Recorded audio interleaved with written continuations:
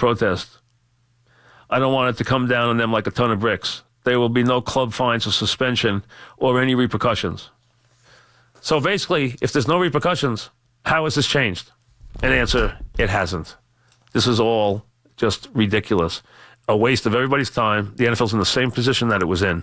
It has no teeth in any of it. It's pulling it out of the game operations manual. The player associations are already saying that they will ignore it because they were not consulted. This was done without and the player association probably has a leg to stand on here because you put things in there as far as penalties or things that could happen. And if that's the case, then you have to consult the player association, which they didn't. So you have that problem too. It's, again, a three-ring circus. And it has led absolutely nowhere. It has no teeth to it. It is embarrassing for this league. Matt in Westchester, what's up, Matt? Hey, Mike, welcome back. Thank you. What's happening? So, Mike, I must have called you 2 or 3 times last year, year and a half. Mm-hmm. I remember one time I even said to you, Mike, this is the last time I'm calling about the anthem. The fact that we're still talking about this, it really is embarrassing for the league. And, Mike, you hit the nail on the head, okay? You got guys like me that are against it. Okay, I barely watched football last year. There's a lot of reasons, but the icing on the cake was this protest, and I call it nonsense. You're not appeasing us because we're like, dude, just make them stand. Like, they're employees. Come on, man. Like, just make them stand. And then you get the other people, the social media Twitter activists. They're probably upset by this because you're like, you can't tell me to stay in the locker room. You know, I'm going to go out there and take my fine. Now I'm going to get even more attention. And, Mike, you know the media is going to have camera after camera on the locker room exit, and there are going to be a list of players. Mike, it's a joke. This is going to make it worse, and you're absolutely right. There's no courage in the NFL office. I agree with you. It's the only league that has a problem. It's the only league that has this going on. The NBA handled it immediately. There is no leadership in the NFL. They're being led down the wrong path with this. And they don't want to step on anybody's toes. They want to be, they want to act like there can be all things to everybody, and they can't.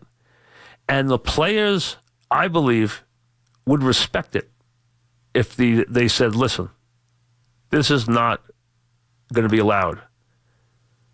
We're not allowing it.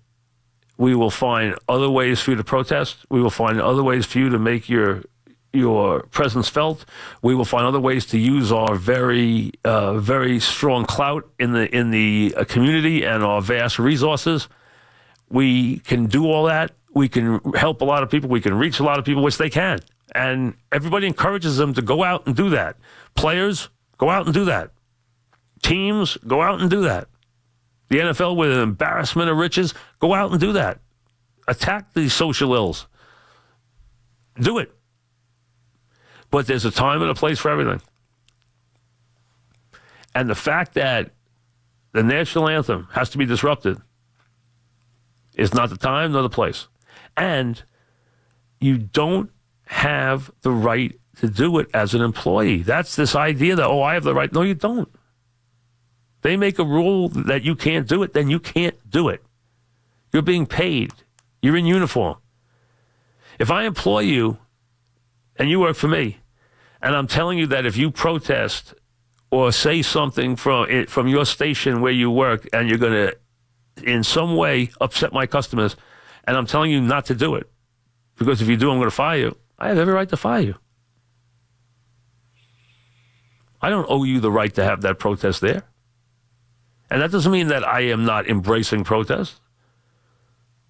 I'm not telling you can't protest. I'm not telling you can't make your feelings felt. There are plenty of places where you can. There's plenty of time for doing it. That's just not the time or the place. Frank and Parsippany. What's up, Frank?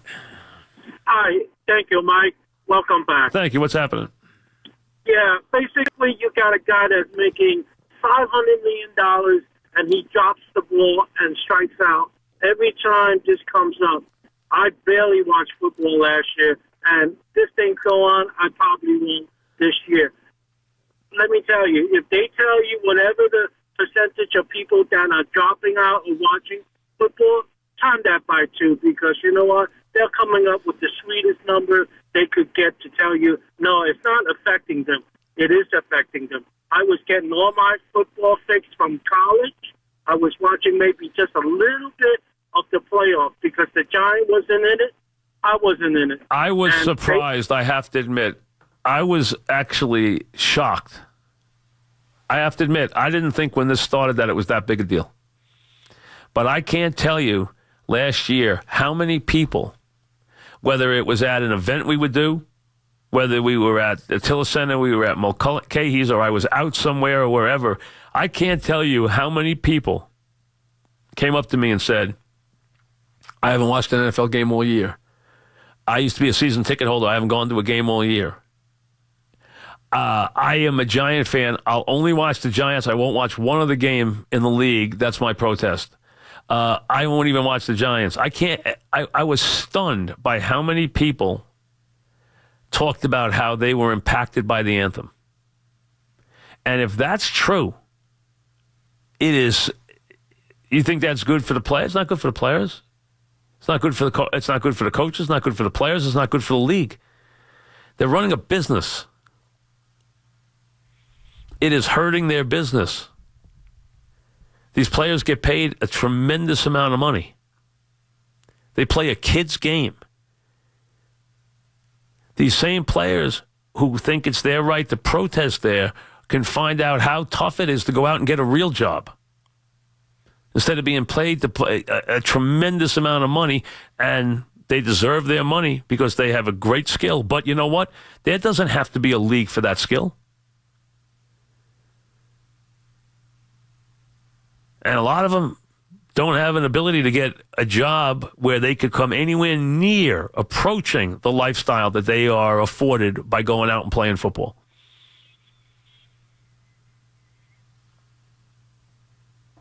Steve in Fairfield. What's up, Steve? Hey, Mike. How are you? What's happening? Hey, I actually love the anthem personally, and I think it just makes me feel proud and free, honestly, when they play it. I went to the wild card game last year in the Bronx. The place was actually electric once it was over. Like, everyone gets pumped. Now, this is just an absolute sin. And my next point, I think there's no one else to blame but Goodell. The guy makes $50 million a year. You got to blame the owners too. Listen, he's the central figure, and he's supposed to lead the owners. But the owners are very rich, accomplished men. Some of them are very good businessmen. Some of them are extremely rich men. Some of them are civic leaders. You know what? They should also have a voice and be smart enough here to know which direction to go in. But you're right. It ends with Goodell. You're right. Mike, he does one press conference a year, and then he goes and hides. He comes out during the Super Bowl, and he does one press conference a year, and then he goes out and hides. Well, I got to give him credit for one thing, though. He takes the worst booing I've ever seen during the draft and takes it every every pick and takes it. You know what? I got to give him credit for that because he gets booed worse than anybody I've ever seen. That's fine because he doesn't do press conferences. If he comes, you can't talk to him and do an interview. I can tell you right now that you cannot get him to sit for an interview where he doesn't know that the questions have already been sent to him and that the person is pro him. Otherwise, they will not sit for an interview. They will not do it. I can tell you that right now. And he's the only commissioner that's true of. The other commissioners, not one time. Not one time. And I've had every one of them in this room. Not one time have they asked for a question, not asked for anything. And the commissioner who, I knew him, and in the beginning we had a fairly, amicable relationship. And I saw him this year at a concert. He took his family to the Jingle Ball. I took my daughter to the Jingle Ball. And I was sitting right behind him. And he turned around and he said hello, Mike, and shook my hand. And, I said hello, Merry Christmas. It was right before Christmas. But that was the extent of our conversation for the evening. We never talked again. But, he did turn around and say hello. We shook hands, but that was it. And he was sitting right in front of me. But that's the only time I've seen him. And he hasn't done an interview or granted me an interview in years and years. And that's his prerogative. He doesn't have to do it. But he won't do any unfriendly interviews. He will not do them. Dan in Bayside, what's up, Dan? Hey, how you doing? Good. I just wanted to ask, would you agree that it's a very mild form of protest, what the players are doing?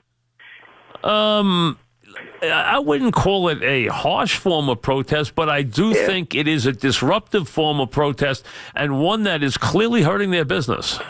And to me, it's a very capitalistic way of looking at things to say, I own you. I control your actions. Wait a second. I don't own you. These are very highly paid performers. I don't own them. I don't own them in any. Wait a second. It's a gift. It's a privilege to play in that league and to live that lifestyle. You're trying. Don't try and make it here where that's not the case. I mean, they are being paid. Many of them being paid millions upon millions of dollars to play a kid's game, and live like kings. So to me, let's not try and paint it to be something it's not. And it's not exploitation. I am in a work condition. I am in a business. This is a business I'm running here. If I'm running a business, you don't have the right to disrupt it. They're playing the game, though. They're getting paid to play the game, and that's what they're doing. No, they're not. The game. Wait a second. They're in the uniform. If you're in the uniform during those hours, you're in the stadium, you're on the field, you're on the stage, in that uniform, you have to act a certain way. I am allowed to demand that as the person who pays you. That is not unfair. I don't know. I just don't. I don't see why you have to think a certain way just because you're getting paid by somebody. What do you mean? You don't think you have responsibilities when you get paid? Oh, I think you have a bigger responsibility to be passionate about the things you're passionate about. Why not? You have all right. Wait a second. Why can't they protest? Why can't they hold their protest at 5 o'clock after the game's been played? Well, because no one will see it. Oh, wait a second. Wait a second. That's not my problem. See, that's not my problem that they like the platform, okay? They didn't create that platform. That's not their platform. Well, yeah, I mean, I agree with you on that, but if there's this country with a 300-year history of institutional racism, and that's what they're protesting. I'm sorry if people get offended by them not standing for the national anthem. Wait a second. So it has. Listen, that's where they have to protest is during the national anthem. Well, yeah, because they want to be seen. It's not an effective protest if you're doing it but no one sees you. Well, wait a second. But there are rules. There are rules that they have to abide by to make those outrageous amounts of money that they make. Well, they're only rules because people say they're rules. They're rules. Wait a second. We all have to abide by rules, okay? We all do. We're a society of rules. We are a land of rules. Without rules, you don't have anything except chaos. So there are rules, okay? And they are in their work conditions. They are in their place of employment. Why can't they hold their protest downtown or the next day or after the game in a million different places? And you know what? The owner might even want to show up, and maybe the team will even contribute to a fund to help them do some good in that area. Or maybe they can all go meet and do some things with the civic leaders in that city, which everyone would think would be a very big positive. Why does it have to be as an action that offends part of my customer base? No, that's what. Well, I agree with what you're saying. I do, but my point is that I think that another approach, rather than saying you have to do this or else, I think another approach would be to seek the players out, see what it is that they want, and that would be another way of responding to this. And if you're so offended by people not standing for the national anthem, you could go about ending it that way. Again, I have a very different viewpoint about this. My viewpoint would be, if I were an owner, I would say, here's what I expect from my players, and you know what? If you're going to be one of my players, here's what I'm going to expect. I will gladly do anything I can do to help you, and I will do anything civically. I will work with you guys on anything. I will donate time and money. I will donate resources from our franchise. I will do anything I can to make the relationship better in the city, with the police, with the inner city. Anything you guys come up with, anything that's constructive, I'll be part of it. I'll support it with energy. I'll support it with people. I'll support it with money. But we're not going to tick our customers off before the game starts. That's what I think. That's where I think the message is disruptive. And to me, they're in their work conditions. You know, if they say to me, Mike, you come in here, you can't do this, you can do that, but if you do this, we're not going to let you do the show. I can leave. But if they tell me that's the way it is, well, I don't own the studio. They do. I'm the performer. I don't have to agree. I can leave, but then I'm not getting paid. But if I want to get paid, there are certain rules I have to abide by. Now, I don't have to be forced to say something I don't believe in, neither do they. But I might have to curtail some protest rather than find that that's the time for the protest. So, I mean, we all have at different times different things that come up no matter what our job is. Sometimes there's some part of it that you would maybe like to change that you can't. I mean, that's just part of, working. The only guys who don't have to answer to that or have any rules at all are the guys who own the business. Bobby in Mayapack, what's up, Bobby? How you doing, Mike? What's happening? Mike, I believe in protest, peaceful protest, and if I don't agree with their protest, and I respect what they protest. People, they have the right. The thing with the NFL, you just said, Mike, they could have did it right from the start. You can't use your job to do your, what you want your platform. But they didn't do it, Mike. And these players can't give 2 minutes to respect the people that give us the freedom every day. I think it's totally wrong, Mike. And I could care, the NFL, I love it, but if I watch it, Mike, now, fine. If I don't, and that's the way I feel now, Mike. Listen, I think there's a lot of people like you. And again, I don't have to, as an owner, sit there idly by and watch my players drive off my customers. That I don't have to do. There's got to be a better remedy than that. This has become a cultural nightmare for the NFL now. And it's clear that it is impacting them. How great? I can't quantify the numbers, in any direct area or any city or any certain network or anything else. But there is a overall just diminishing returns in certain areas of the NFL. And let's be honest, you don't think there's certain times that players don't speak out for certain issues because of deals they have? And sure they do. They're not, in certain areas, especially if you notice, a lot of times it's not the biggest players because, they don't want to deal with their endorsements. George in Iowa, what's up, George? Yeah, listen, this whole thing makes me sick. That flag represents a country where I can go out and play a game and make 7 figures a year and wear $20,000 of gold jewelry around my neck and live in a gated community and drive a $100,000 car, and I'm not going to come out and look at the flag because, it's not the whole flag I don't like, it's just the lower right-hand corner, which represents the police or something. If you got an issue, then in the off-season, put on a cape and run around the police station. But this is ridiculous. You're either in or you're out. Well, listen, I happen to agree with some of that. Listen, it's not just about any player or any given group. I didn't go through and go with every player and who protested and who didn't and why they were protesting. I'm assuming most of them we know protested for the relationship between the inner city kids and the police and what was going on there. That's most of what this started from. But the bottom line is, again, you are taking from the system with both hands as a player. There are certain things you have to give back. And to me, this is one of them.